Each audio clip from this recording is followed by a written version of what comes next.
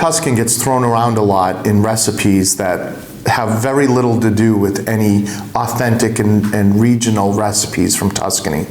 So today I want to make an actual authentic Tuscan chicken recipe that's going to look and taste a lot different than what you'd normally find in a lot of restaurants outside of Italy that do the quote-unquote Tuscan cuisine.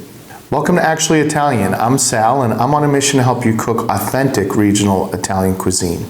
The actual recipe for Tuscan chicken is much simpler and much lighter than what you're used to seeing when you see a Tuscan dish. It's not going to be loaded with cream or butter or a lot of heavy and rich flavors. As a bonus, it's also very easy to cook, very easy to prepare, and is quick on top of it. All right, let's get right into the preparation. You can use whatever cut of chicken that you want in this dish, but I'm going to use chicken thighs because they've got more flavor than breast and they also stay juicier. I'm also going to be using them with the skin and the bone in, and again, that's for extra flavor. We're going to slice the onion, not too thin. We don't want it to melt away. We want it to hold its shape, and not too thick, just so that way it's not big chunky pieces of onion. The only other ingredients we're going to need are lots of rosemary, lots of sage, some white wine, and some vinegar. The thing with Italian cuisine is the simpler it is, the better it is. They cook things very simply and get the most flavor out of each of the ingredients. And that's a great way to cook. I put a pan on low heat, kind of medium low, and while the pan's still cool, I'm going to put the chicken in with the skin side down. And I want it cool to start because I want all this fat to slowly render out and for the skin to get crispy.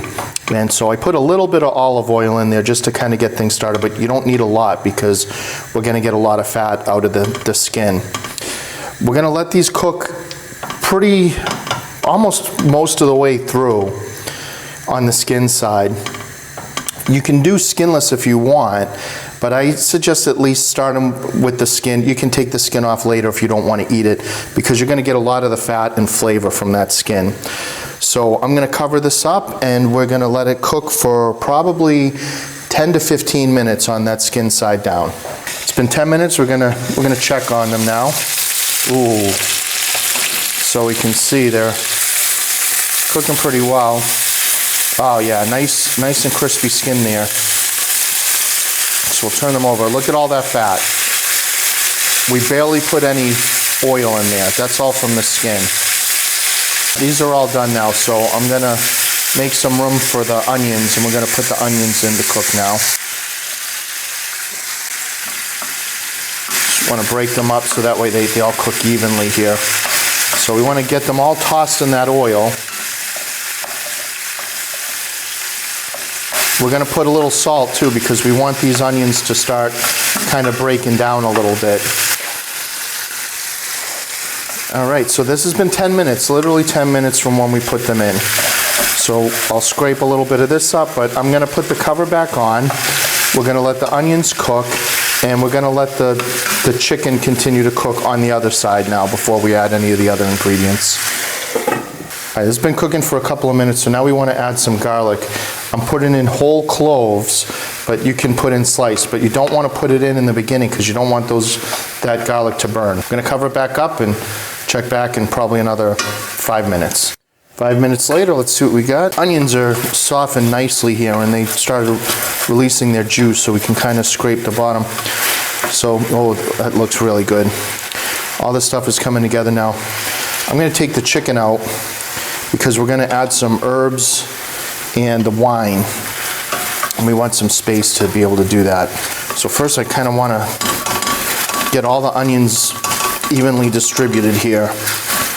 This smells incredible. Just that chicken fat with the onions and the garlic already, it smells really good. I've got the chopped sage and rosemary, and we'll let the oil kind of bring out the essence of those herbs. Wow, I can really smell them. So we'll let them cook just for a couple of seconds, then I'm going to add the wine. I'm going to deglaze the pan. We'll scrape up all those bits on the bottom because that's going to add flavor to this. It's going to create like a sauce. All right, now we just need to let that wine reduce. Let all the alcohol evaporate. But in the meantime, we can put the chicken back in because we want to continue cooking this. This chicken isn't cooked through yet.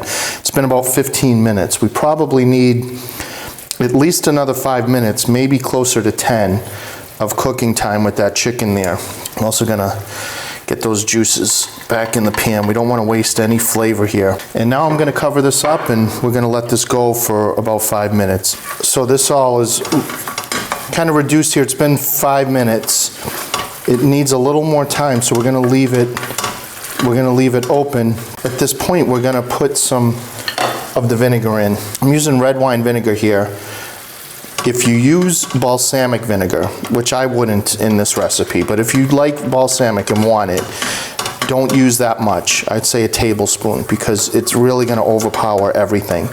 This is going to bring a real nice extra depth of flavor, and we need that acid right now. Vinegar is an essential ingredient in Italian cuisine. It should be in everybody's pantry if you're going to be cooking a lot of Italian food. And I like to encourage people to use more vinegar because of the effect that it has on a dish. It really elevates the flavor and brings another element to what's ordinarily a simple dish. Most Italian Americans are already familiar with vinegar chicken. It's a classic in Italian American cuisine. So this dish kind of has that familiar flavor. Most vinegar chicken recipes have their roots in something very similar to what we're making today. I'm going to give it a taste for seasoning and see where we are. That tastes amazing, but the vinegar is still pretty strong, so we need this all to kind of cook down for that harshness of the vinegar to come out, kind of blend with the sweetness of the onions, and continue cooking the chicken. The chicken is probably just about cooked through though. This is getting close to 20 minutes now, so it should be pretty much done, but we want to kind of finish this off. So I'm going to leave this to go for another probably 3 minutes. Okay, it's literally 25 minutes since we put the chicken in. I just took the temperature of the chicken. They're fully cooked through. So we just want to take them out of the pan and kind of finish the sauce now. So one thing that I like to remind people is when you're cooking authentic Italian cuisine, to stick as close to the original recipe as you can. The reason for that is these dishes have been made this way for a long time, and this is how it just tastes better. Now you can modify as you like, add whatever you want, substitute things, take things out, whatever you want to do. But if you cook it this way at least the first few times and you know what it's supposed to taste like, then you can modify as you like according to your tastes. Of course, that's just my recommendation. You're free to do things the way you like. We want to get all this incorporated, and I just tasted for seasoning again. We do need some salt in there. So I'm going to take this off the heat now, add some salt, and then the finishing touch is going to be some very good olive oil. The olive oil, and now we want to just kind of make an emulsion here. Let me give it another taste. This is incredible. You still have a little bit of that acid from the vinegar, but it's essentially cooked away. And you just get the flavor of the wine. We're ready to plate this up and start eating, so let's head to the table. This is the authentic Tuscan chicken recipe. You go to Tuscany, whether it's at a restaurant, whether it's at somebody's nonna's house, this is what you're gonna get. And it's loaded with those kind of familiar flavors that you're looking for in a nice chicken dish. And take a taste, let you know what I think. Well, I already know what I think, and I think you do too, but I'll give it a taste and we'll see.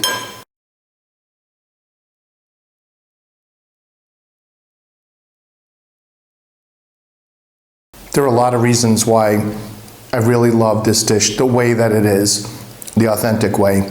One of the reasons that you just taste everything, every flavor comes through. The herbs in this, I mean, it's loaded with herbs. You got that nice earthy rosemary, the earthy sage, the sweetness of the onions. There's a little bit of the fruitiness from the wine, then just that touch of acid from the vinegar, and it really all comes together and it makes this homogeneous flavor that really works great with this chicken. I can taste the olive oil that I put in there after. Then there's all that rich chicken flavor, because as this cooked with the cover on, all those juices from the chicken came out and made their way into the sauce. So it's almost like I put some chicken stock in there. This is a great weeknight meal. Start to finish, from when I put this chicken in to when I put it on the plate, was 25 minutes. So you can make this any night of the week, you can make it on a weekend, and it's as delicious as it is easy. I gotta tuck in. I'll see you in the next video. Need to do the scarpetta too. Gotta get some of the sauce. I don't even need the chicken, just the sauce and some bread, and I'm happy.